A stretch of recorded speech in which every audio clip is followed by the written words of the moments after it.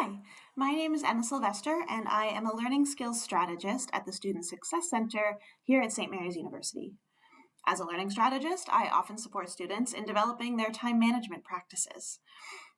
Being a student involves handling a lot of expectations and tasks, and time management looks deeply personal, but here I've laid out a few steps that you can take to create your time management plan. Take as many steps as feels good for you to feel less stressed and on top of your work. When we start with our time management plan, we want to start with the most zoomed out view. So start by creating a term calendar.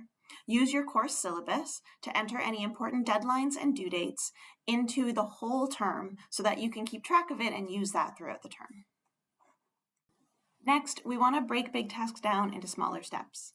If you look at your plan and you see tasks that are overwhelming, or maybe you don't know how to do them, or maybe you just don't want to do them, that's a good indication that we can break it down.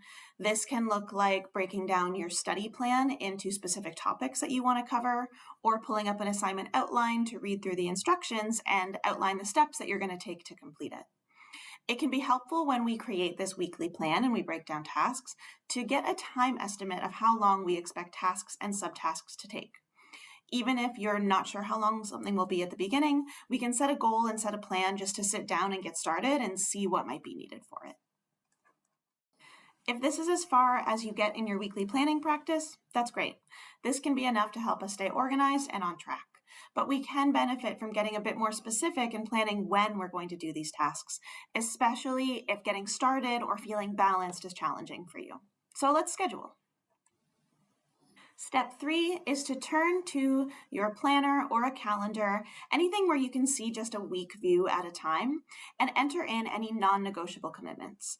This includes classes, work shifts, family video calls, social events that you want to prioritize, anything that's at a set time that you really can't or don't want to change. Once you get those in there, you have a scaffold to see when you're available to do other things. Now that you've got that schedule, step 4 is to assign tasks from your weekly task list into your schedule. This looks like study time, but we also want to consider important things like rest and eating and meal prep and travel time and connecting with people that are important to us and moving our body, exercising. So make sure that we're thinking about that in our plan as well. Your schedule can be set really specifically in, say, 30-minute increments, or if that feels a little bit too tight for you, it can also be a bit more general. You can plan tasks for the morning, afternoon, evening, and night so that you have an idea of when you're going to do it, but you don't need to stick to an exact plan. Even if you don't assign tasks to certain times of day, plan where you're going to go.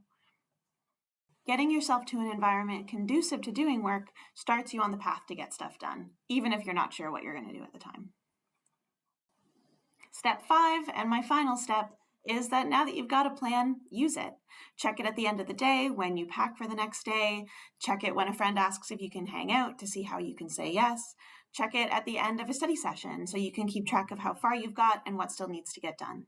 It's okay not to follow a plan exactly, but we want to use trial and error to build a practice that can work for us and that allows us to stay on top of things. You can check out my time management handout for an outline of these steps and for some guidance on tools that you can use for planning and organizing.